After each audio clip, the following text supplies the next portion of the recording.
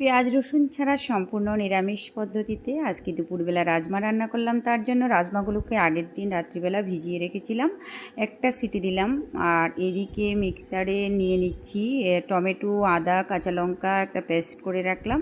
এদিক দিয়ে কড়াইতে সর্ষের তেল দিয়ে জিরে ফোড়ন দিয়ে দিলাম, সাদা জিরে। তারপর যে পেস্ট করা মশলাটা টমেটো, কাঁচা লঙ্কা, আদা পেস্টটা দিয়ে দিলাম। দিয়ে এখন হলুদ আর জিরে গুঁড়ো আর নুন দিয়ে ভালো করে মশলাটা কষিয়ে নিচ্ছি।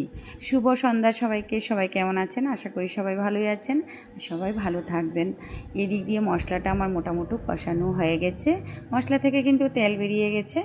এখন দিয়ে দেব একটু কসুরি মেথি পাতা, কারণ যেহেতু পেঁয়াজ রসুন দেইনি, এটা দিলে কিন্তু সুন্দর একটা ফ্লেভার আসে। আর আমি কিন্তু একই রেসিপি বারবার রিপিট করি না। রাজমা আরেকদিন দিয়েছিলাম, সেটা কিন্তু পেঁয়াজ রসুন দিয়ে। তো দেখুন রাজমাটা কিন্তু পারফেক্টলি সেদ্ধ হয়ে গেছে, কারণ আগের দিন রাত্রিবেলা আমি 4টার দিকে রাজমাটা ভিজিয়েছিলাম।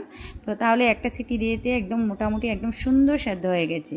আর রাজমার জলটা কিন্তু আমি ফেলবো না, সেটা আমি কুকারেই রেখে দিয়েছি, হালকা গরম আছে, আমি এটা ঝুলে ব্যবহার করব। তো আপনাদের কাছে এই রাজমা রেসিপিটা যদি ভালো লেগে থাকে, দেখতে দেখতে অবশ্যই একটা লাইক করে দেবেন। আর যদি এইভাবে আপনারা খেয়ে থাকেন তাহলে অবশ্যই কিন্তু আমাকে কমেন্ট করে জানাবেন। আর আমি রাজমা কিন্তু আরেকটা পদ্ধতিতে করি, এগুলিকে বাকলগুলোকে ছাড়িয়ে তারপর আলু দিয়ে ডুমো করে ঝোল করি। তো এই রেসিপিটা আমি আরেকদিন শেয়ার করব আপনাদের সাথে যখন রান্না করব।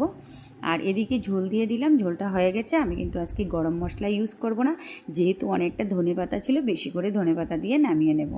খুব সুন্দর একটা গন্ধ বেরিয়েছে। নিরামিষ রাজমা কিন্তু ভীষণ ভালো লাগে, রুটির সাথে বা ভাতের সাথে আপনারা অনায়াসে খেতে পারেন। দেখুন কালারটাও কিন্তু দুর্দান্ত এসছে। আর আমি যখন রাজমাটা সিটি দিয়েছিলাম তখন 2টো এলাচ, 2টো লং আর একটা দারচিনির টুকরো দিয়ে দিয়েছিলাম কুকারে, তখন কিন্তু রাজমা থেকে একটা সুন্দর ফ্লেভার আসে।